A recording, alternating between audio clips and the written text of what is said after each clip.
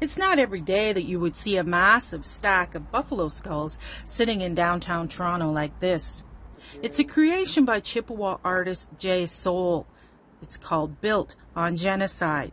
The idea behind it was to create awareness around the first kind of known genocide that was perpetrated by the Canadian government to Indigenous people, and first and foremost starting with the slaughtering of the bison in the prairies as a means of a military tactic to dispossess Indigenous people of their lands and the ability to clothe themselves, house themselves, and feed themselves.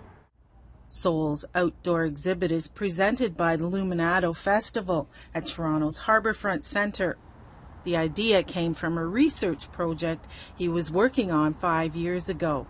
I came across these old photos of these giant buffalo mounds of skulls and bones in these massive piles.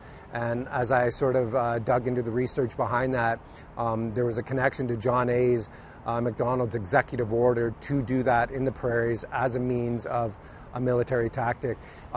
Within the Canadian history books, it's it's lied about. It's saying it was for the expansion of the railroad and for land for settler to set up settler homes and farms. Matt Pereira is visiting from Vancouver. He came downtown specifically to see this. He says it's powerful. I think it paints a really good statement that we are built on the lives of Indigenous people. There's a lot of reconciliation that still needs to happen, and especially in the wake of the Truth and Reconciliation Day happening on the 30th. I think this is a really important message. Surrounding the installation are 20 images that Soule created to highlight the continued devastation on Indigenous peoples.